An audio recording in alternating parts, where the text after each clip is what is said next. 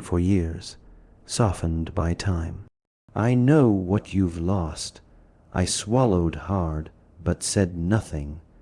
The wind outside pushed against the tent in slow, steady pulses, like a heartbeat. That pain you carry, I could take it from you. I pause almost the breath, not erase it. Just hold it for a while so you can sleep, so you don't have to keep walking up with your jaw clenched and your hands shaking. I never told anyone about the panic attacks, the insomnia. Not even Carson knew. I kept my personal out of the professional. I don't want much, it whispered. Just help me out. My hand hovered over the radio's power dial, but I didn't touch it. You wouldn't be the first, it said softly, and you won't be the last, but you listen better than the others. In silence like it knew it had said enough. By late afternoon, the soil had begun to shift. The upper layers were dry and crusted, but now we were hitting compacted earth, dense loam that cracked in slabs as we dug. The resistance had changed. It meant we were close, the GPR confirmed it. The full shape was now visible in the scans. A large object, maybe 10 m long, half buried, one side jutting up like a broken tooth. It didn't look like any satellite component we'd ever pulled. It was too whole. We were close, but darkness was settling, which meant another night before we could fully uncover it. Dinner was quiet. Most of us were too frozen to talk. The wind had picked up again, blowing grit into every fold of clothing and crease of skin. Kyle, the one I caught whispering into the shortwave, was sitting near the mess tent entrance, grinning to himself. He looked like a man waiting for someone special to walk through the door. Every now and then, he'd glance toward the crater and smile like he just remembered a private joke. Lucas didn't eat. He stood near the mist tent wall, arms folded, eyes down. He looked like someone trying not to throw up. That night back in the bunk tent, I lay staring at the canvas ceiling while the wind rattled through the steel pipes. The day was starting to weigh on me. Not just the fatigue in my body, but somewhere deeper. My thoughts kept circling around the voice, around the shape under the ground. I didn't know what I believed anymore. I was just starting to drift when I heard something. Boots, careful steps. I eased out of my cart and followed the sound through the flap. The night was moonless, only lit by the amber glow of the perimeter lamps. A figure moved along the edge of the excavation pit, hunched and deliberate. It was Lucas. I called out to him in a whisper, and he spun around, eyes wild. In his hands he clutched something. At first I thought it was a crowbar, but then I saw the edge, sharpened, improvised. "We can't leave it in there," he hissed. "We can't bring it out either. You understand." I took a step closer. "What are you doing, man?" His hands were shaking. "They think it's talking to them. Maybe it is, but it lies. That's all it does." I looked at the weapon, then at his eyes. There was madness there, but also conviction. Stopping him would be dangerous. He was committed to this. "You really think it's dangerous?" I asked. He nodded slowly. "It's not a person. It's not trapped. It wants to be found. That's not the same thing." I looked at him for a long time, then said the only thing I could think to say. "Well, not my monkey, not my circus." He stared at me like he was trying to decide whether I was worth arguing with.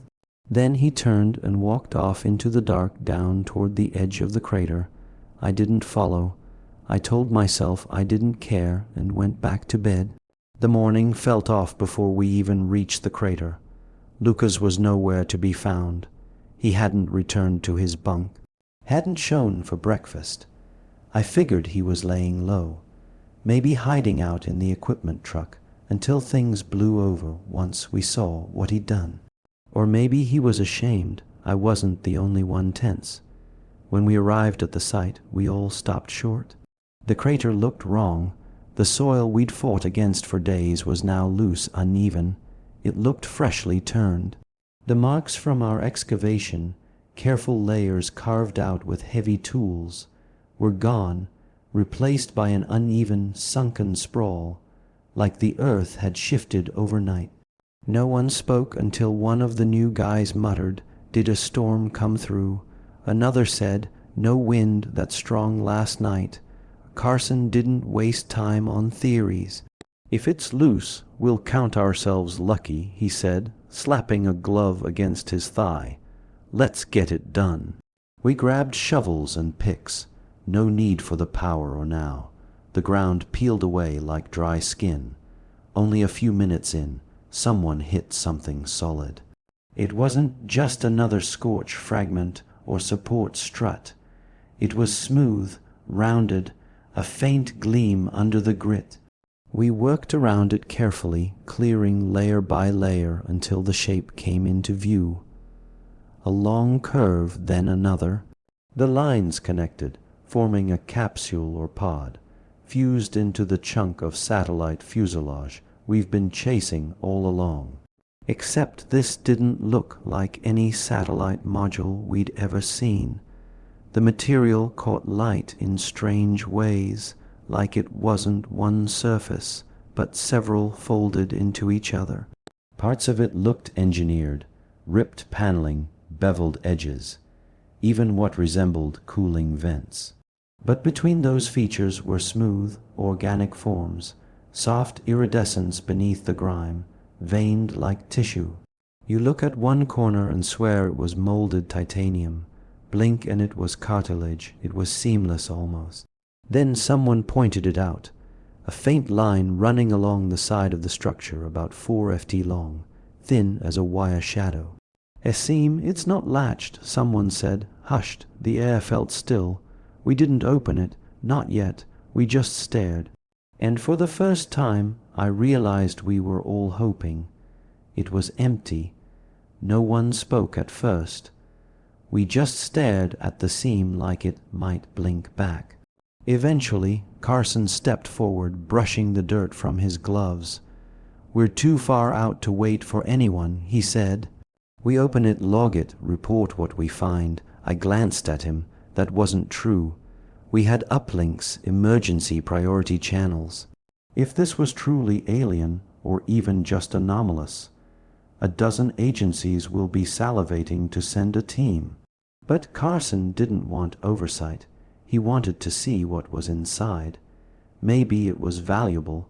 Maybe he just couldn't help himself. No one volunteered. Carson turned to us. "Someone," he said, forcing casualness into his tone.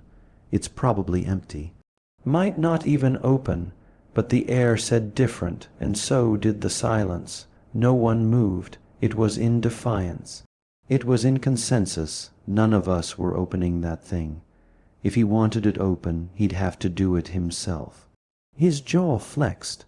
I could see the calculation behind his eyes, how it would look if he didn't step up. He looked back at the pod, then down at the seam. Then he sighed deep and shaky, like he was psyching himself up for a dive. "All right," he muttered, "I'll do it." We all backed up fast, 10 FT then 15. Nobody wanted to be near it when it opened. Even the ones who'd scoffed earlier were watching like it might explode. Carson stepped up to the pod with his shovel in hand, slid the edge into the seam, just enough to leverage. Dirt shifted off the surface, falling in slow trickles. The sun caught the damp sheen of the hull. He hesitated, then twisted. With a soft metal clunk, the hatch flicked open. Carson stumbled back, catching himself with a shovel. He didn't speak, just stared. Nothing came out. No smoke, no light, no movement, just stillness. After a long moment, the rest of us edged closer until we could see what had stunned him. Lucas, his body was slumped inside the pod like it had grown around him. His limbs were twisted, broken in ways that didn't make sense.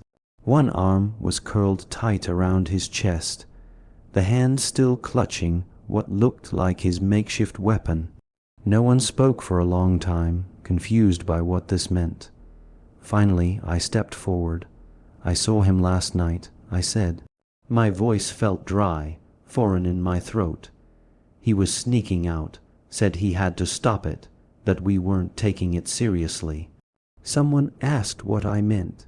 I hesitated, then told them everything about Lucas's rant, his fear, how he believed whatever was inside was evil, that the thing he said right before walking off into the dark. It can lie, that's what it does. The silence was pure dread.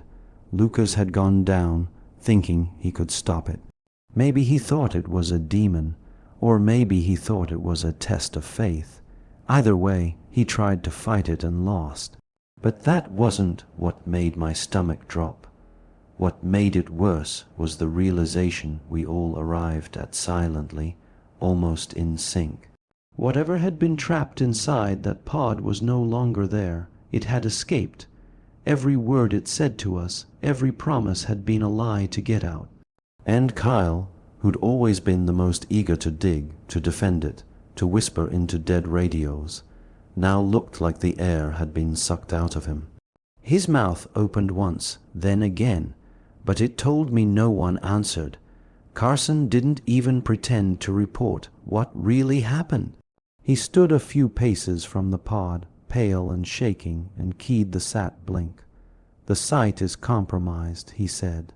"Unknown materials present, possible contamination or national security breach. I can't elaborate. Overcomes. Request emergency response essay." He didn't mention Lucas or the voice. He didn't have to. You could hear it in his voice. Something was wrong, and it wasn't just debris. It took hours, but they came. At first, it was 2 men in plain black vehicles. No insignias, just questions. They arrived expecting radiation leaks or experimental tech. They left red-faced and calling in reinforcements. Then came the flood. Hazmat suits, drones, surveillance trucks, people flashing badges none of us recognized. Every agency you could name and a few you couldn't. Just as one group claimed jurisdiction, another would come in and supersede them. The entire dig site turned into a battlefield of departments. Our camp was torn down and replaced with pop-up tents and gated perimeters. We were herded, interviewed, separated, reinterred. Some of us were interrogated. Some departments weren't sharing information, so we were made to tell the story dozens of times over.